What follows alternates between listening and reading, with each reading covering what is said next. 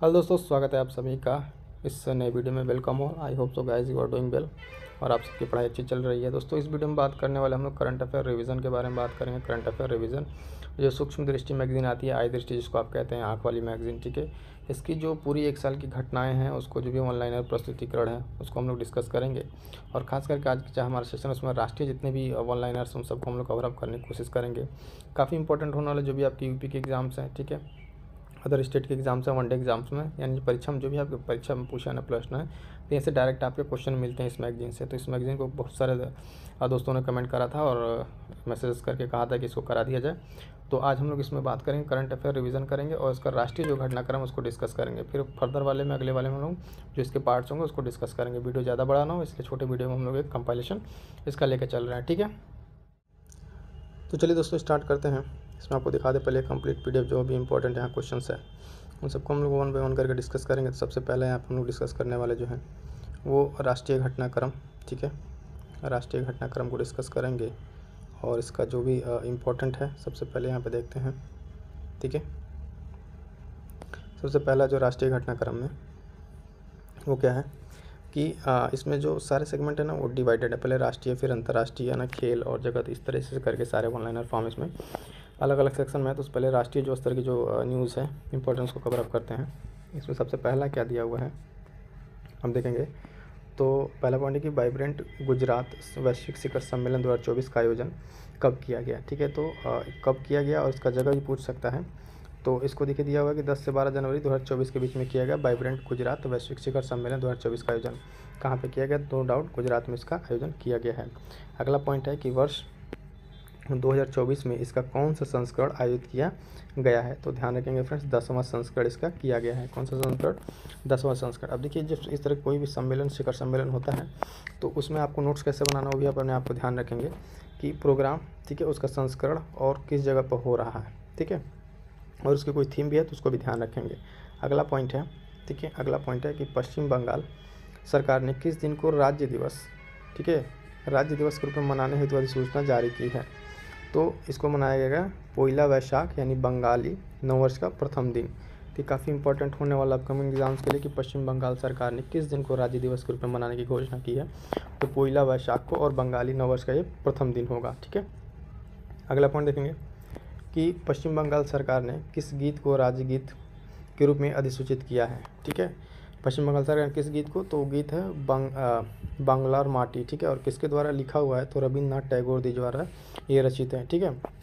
इसको ध्यान रखेंगे कि बांग्लार माटी ये क्या होगा, वहाँ का एक राज्य गीत के तौर पे इसको किया जाएगा, ठीक है। अगला पॉइंट है कि केंद्रीय मंत्रिमंडल ने किस हवाई अड्डे को अंतर्राष्ट्रीय विमानपत्तन घोषित किया है, ठीक है। विमानपत्तन केंद्रीय मंत्रिमंडल द्वारा, तो इसको घोषित किया गया सूरत हवाई अड्डे को। किसको, सूरत हवाई अड्डा जो कि गुजरात में है, उसको अंतर्राष्ट्रीय विमान हवाई अड्डा घोषित किया गया है।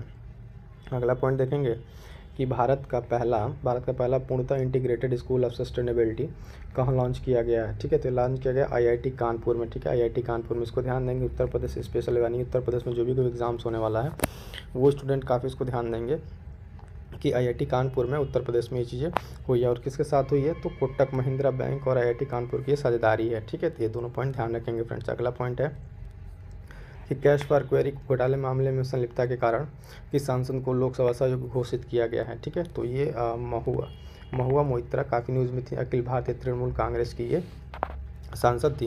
इनको कैश फॉर क्वेरी घोटाले मामले में, ठीक है, इनको संसद से क्या किया गया, अयोग्य घोषित कर दिया गया है, ठीक है।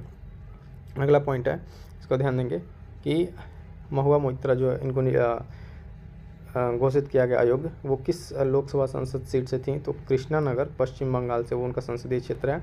ये क्वेश्चन बन सकता है, काफ़ी इंपॉर्टेंट है रहेगा कि महुआ मोइत्रा किस लोकसभा सीट से सांसद थे, ठीक है। अगला पॉइंट देखेंगे किसके द्वारा क्राइम इंडिया रिपोर्ट 2022 जारी की गई है, तो राष्ट्रीय अपराध रिकॉर्ड ब्यूरो के द्वारा, ठीक है, राष्ट्रीय अपराध रिकॉर्ड ब्यूरो के एनसीआरबी के द्वारा जारी किया गया ये रिपोर्ट, ठीक है। रिपोर्ट के अनुसार प्रति लाख जनसंख्या पर अपराध दर्ज वर्ष 2021 में 445.9 से घटकर वर्ष 2022 में कितनी रह गई है, तो 422.2, ठीक है, 422.2 यहाँ पे रह गई है। प्रति 10 लाख पे अगर बात करें, प्रति 10 लाख जनसंख्या में सबसे कम अपराध किस नगर में है, किस महानगर में है दोस्तों, तो याद रखेंगे किस में है, कोलकाता में, ठीक है, किस में है, कोलकाता में है। अगला पॉइंट देखेंगे कि विश्व के पहले पोर्टेबल अस्पताल का अनावरण कहाँ किया गया है। तो विश्व के पहले पोर्टेबल, ये काफ़ी मोस्ट इंपॉर्टेंट क्वेश्चन है। विश्व के पहले पोर्टेबल अस्पताल का अनावरण जो है गुरुग्राम हरियाणा में किया गया। कहाँ पे किया गया है? गुरुग्राम हरियाणा में। साथ ही साथ ध्यान देंगे कि इस अस्पताल का नाम क्या है। तो इस अस्पताल का नाम आरोग्य मैत्री एंड क्यूब है। ठीक है, इसके साथ एक पॉइंट और कि इसे किस परियोजना के तहत निर्मित किया गया है। तो भीष्म परियोजना। ठीक है, भीष्म परियोजना। यानी ये पूरा पॉइंट अगर आप यहाँ पे देखें तो आपके लिए 3 पॉइंट है जो मोस्ट इंपॉर्टेंट है। यहाँ से क्वेश्चन एकदम बनने की पॉसिबिलिटी है। डायरेक्ट सीधे क्वेश्चन पूछ सकता है कि पोर्टेबल अस्पताल का अनावरण कहाँ हुआ। तो गुरुग्राम हरियाणा में। ठीक है, अस्पताल का नाम क्या है? तो आरोग्य मैत्री एंड क्यूब। और इसको किस परियोजना के तहत निर्मित किया गया? तो भीष्म परियोजना। ये ध्यान रखेंगे। ठीक है, अगला देखते हैं। अगला पॉइंट है हमारे पास, अगला पॉइंट है केंद्रीय। अगला पॉइंट है केंद्रीय मंत्रिमंडल ने विशेष रूप से संवेदनशील जनजातियों के लिए योजना को मंजूरी दी है। किस योजना को मंजूरी दिया गया केंद्रीय मंत्रिमंडल द्वारा? तो उस योजना का नाम है प्रधानमंत्री जनमन। ठीक है, प्रधानमंत्री जनमन योजना को मंजूरी दी गई किसके लिए? संवेदनशील जनजातियों के लिए, यानी PBTG के लिए। ठीक है, प्रधानमंत्री जनमन का विस्तारित रूप क्या है? तो प्रधानमंत्री जनजाति आदिवासी न्याय महाअभियान। ठीक है, ये इसका फुल फॉर्म है। इसके बाद अगला पॉइंट देखेंगे।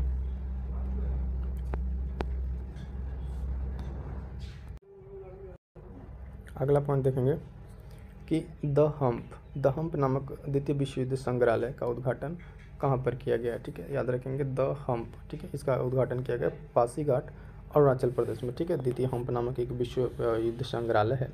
ठीक है, इसका उद्घाटन कहाँ किया गया? पासीघाट अरुणाचल प्रदेश। इसको काफ़ी इंपॉर्टेंट है क्योंकि नॉर्थ ईस्ट में जो घटनाएं होती हैं, जो भी चीज़ें होती हैं, उसको पूछने की संभावना काफ़ी ज़्यादा रहती है। अगला पॉइंट देखेंगे दोस्तों, केंद्रीय मंत्रिमंडल ने किस राज्य समूह को ड्रोन, ठीक है, ड्रोन उपलब्ध कराने से संबंधित योजना को मंजूरी दी है। तो महिला एवं स्वयं सहायता समूह ग्रुप यानी SHG जो ग्रुप हैं उनको क्या किया है? ड्रोन उपलब्ध कराने की एक संबंधित योजना से मंजूरी दे दी गई है। ठीक है, अगला पॉइंट है कि 10,000वें जन औषधि केंद्र का उद्घाटन कहाँ किया गया है? तो एम्स देवघर में, एम्स देवघर झारखंड में किया गया है। Ayushman Bharat health wellness centre का नाम बदलकर क्या कर दिया गया है दोस्तों? तो ये कर दिया गया आयुष्मान आरोग्य मंदिर। ये काफ़ी इंपॉर्टेंट होने वाला है क्योंकि इसमें थोड़ा सा इसको नाम को लेकर चेंजेस किया गया है। इस पर कई बार क्वेश्चन बनते रहे हैं कि क्यों। ठीक है, अगला पॉइंट है कि काशी तमिल संगम का दूसरा चरण कब आयोजित किया गया? तो 17 से 30 दिसंबर 2023 तक। ठीक है, ये संगम कहाँ आयोजित किया गया? तो इसको भी देख लेते हैं। यह संगम जो कहाँ आयोजित किया गया? तो वाराणसी उत्तर प्रदेश में। कहाँ पे? वाराणसी उत्तर प्रदेश में आयोजित किया गया। अगला देखिए मोस्ट इंपॉर्टेंट पॉइंट है कि गुजरात ने किस मछली को राज्य मछली घोषित किया है। ठीक है, तो घोल मछली। ठीक है, घोल मछली जो है उसको गुजरात ने क्या किया है? राज्य मछली घोषित किया है। अगला पॉइंट देखेंगे। अगला पॉइंट है दोस्तों कि किस राज्य ने रिस्पॉन्सिबिलिटी टूरिज्म मिशन को संयुक्त राष्ट्र मिशन पर्यटन संगठन WTO की ग्लोबल केस स्टडीज लिस्ट में शामिल किया गया? तो किसको किया गया? केरल को दोस्तों, केरल को। ठीक है, ये काफ़ी इंपॉर्टेंट। कई चीज़ें ऐसी रहती हैं दोस्तों कि जो नो आए ना, वो अगर कोई नई चीज इनिशिएटिव तो मोस्ट ऑफ द चीज़ों में केरल में इनिशिएटिव लिया जाता है। अगला पॉइंट है देखेंगे कि विश्व के पहले 3D प्रिंटेड मंदिर का अनावरण कहाँ किया गया? मोस्ट इंपॉर्टेंट लगा लीजिए इसको। विश्व के पहले 3D प्रिंटेड मंदिर का अनावरण कहाँ किया गया? तो सिद्धिपेट तेलंगाना में। कहाँ किया गया? तेलंगाना में किया गया है। इसके साथ अगला पॉइंट है कि साथी पोर्टल किनके द्वारा लॉन्च किया गया है? साथी पोर्टल।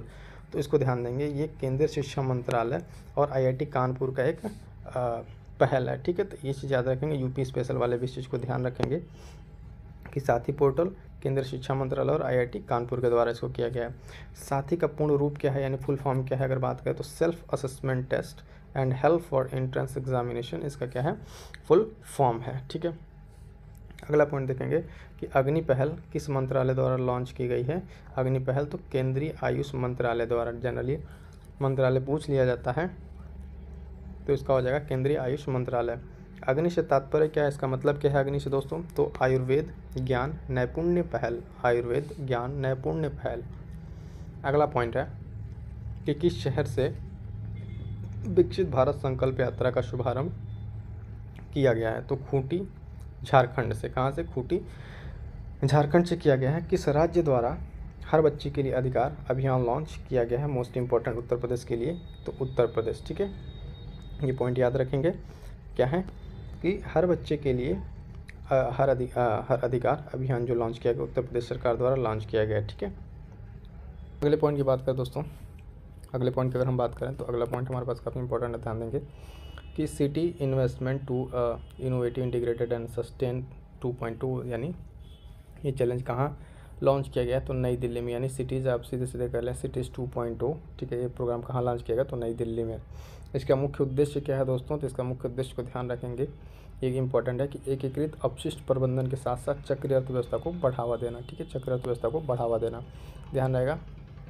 अगला पॉइंट है काफ़ी इंपॉर्टेंट है, ध्यान दीजिए। उत्तर प्रदेश से रिलेटेड जब भी कोई चीज़ है तो उसको ध्यान से रखिए, क्योंकि उत्तर प्रदेश के जो भी अपकमिंग एग्जाम्स उसके लिए इंपॉर्टेंट होने वाला। पॉइंट क्या है, उत्तर प्रदेश के पहले भेड़ बकरी पालन प्रशिक्षण केंद्र का लोकार्पण कहाँ किया गया, तो इटावा में दोस्तों। उत्तर प्रदेश के कहाँ पे, इटावा में। ध्यान देंगे कि किया गया है क्या, भेड़ बकरी पालन प्रशिक्षण केंद्र का उद्घाटन। अगला पॉइंट है कि उत्तर प्रदेश के किस जिले में देश का सबसे बड़ा कन्या पूजन कार्यक्रम शक्ति वंदन आयोजन किया गया, तो कहाँ पे, गोंडा में। देखिए यहाँ पे दो तरीके से क्वेश्चन पूछ सकता है, आपको हम बता दें।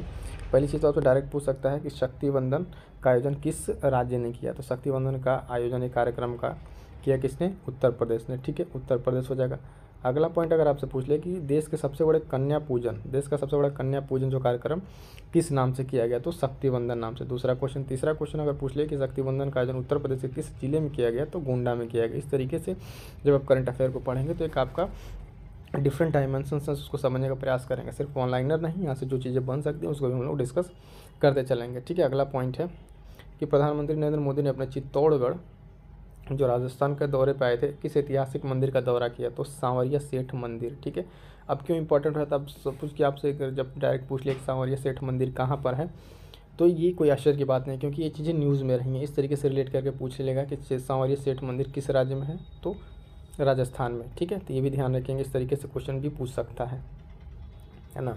अगला पॉइंट देखेंगे कि ISO 9001 और 2015 का प्रमाणन प्राप्त करने वाला भारत का पहला महिला थाना कहाँ स्थित है, तो भोपाल मध्य प्रदेश। अब देखिए यहाँ भी क्वेश्चन कैसे बदल देगा, क्वेश्चन पूछ सकता है कि किस राज्य का महिला पहला थाना है कि जो ISO प्रमाणन प्राप्त किया है, तो मध्य प्रदेश का हो सकता है आंसर, राइट। ठीक है, और उसके बाद से कहाँ का, भोपाल का। अगला पॉइंट देखेंगे कि देश की सबसे पहली रैपिड रेल सेवा का नाम क्या दिया गया है, ठीक है, तो नमो भारत इसका नाम दिया गया दोस्तों, नमो भारत। राष्ट्रव्यापी ऑपरेशन चक्र 2 नामक अभियान किसने प्रारंभ किया, तो CBI के द्वारा प्रारंभ किया हुआ है। इसको याद रखें, किसके द्वारा, CBI के द्वारा। ऑपरेशन चक्र 2 CBI के द्वारा।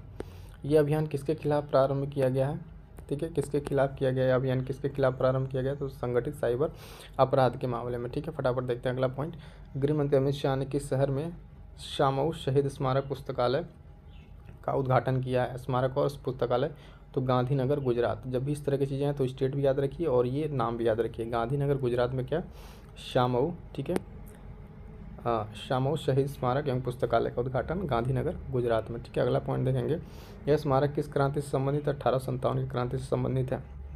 अगला पॉइंट, प्रधानमंत्री नरेंद्र मोदी ने युवा विकास के लिए किस नए सरकारी मंच का लॉन्च किया है, तो मेरा युवा भारत। मेरा युवा भारत लॉन्च किया गया और कब लॉन्च किया गया था, 31 अक्टूबर, यानी 31 अक्टूबर को इसको लॉन्च किया गया। ठीक है, मेरा युवा भारत। ठीक है, अगला पॉइंट है, उत्तर प्रदेश का राज्य जलीय जीव किसे घोषित किया गया है, ठीक है, तो गांगे डॉल्फिन को उत्तर प्रदेश का जलीय जीव घोषित किया गया है। भारत का पहला हरित ऊर्जा पुरातत्व स्थल कौन बना है, तो ये बना है तट मंदिर तमिलनाडु का। क्या, तट मंदिर तमिलनाडु को याद रखेंगे, ये काफ़ी इंपॉर्टेंट है। अगला पॉइंट है, देश का दूसरा राज्य जिसने जाति आधारित सर्वेक्षण कराने की घोषणा की है, तो वह राजस्थान। ठीक है, राजस्थान। क्लियर है, पहला कौन सा है, तो पहला बिहार है। देश का जातिगत आधार करने वाला पहला राज्य कौन सा है, तो बिहार है। इस चीज़ को भी याद रखेंगे, पहला और दूसरा दोनों याद रखेंगे। अगला पॉइंट देखेंगे, भारत की सबसे बड़ी पंप भंडारण परियोजना की आधारशिला कहाँ रखी गई है, तो ये रखी गई नीमच मध्य प्रदेश में। इसकी क्षमता कितनी है दोस्तों, तो 1440 मेगावाट इसकी क्षमता है। ठीक है, अगला पॉइंट देखेंगे कि अक्टूबर 2023 में बाढ़ के कारण खबरों में रहा दक्षिण लोनक झील किस राज्य में स्थित है, तो सिक्किम में। ठीक है, ये काफ़ी इंपॉर्टेंट झील को मैपिंग के माध्यम से दे सकता है, तो आपको लगेगा ज्योग्राफी का है। ठीक है, ज्योग्राफी होने के साथ साथ करंट न्यूज में रहा है दक्षिण लोनक झील, ठीक है, सिक्किम में।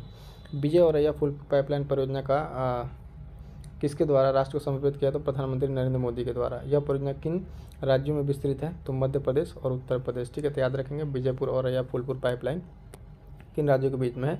मध्य प्रदेश और उत्तर प्रदेश। तो ये था दोस्तों आज का, जो हमने फटाफट आपको पूरा एक तरह से रिवीजन करा दिया। ठीक है, इसके किन से घटनाओं के राष्ट्रीय घटनाक्रम का, जो भी राष्ट्रीय घटनाक्रम में थी उसको डिस्कस कर लेगा। नेक्स्ट वीडियो में हम बात करेंगे अंतर्राष्ट्रीय घटनाक्रम की।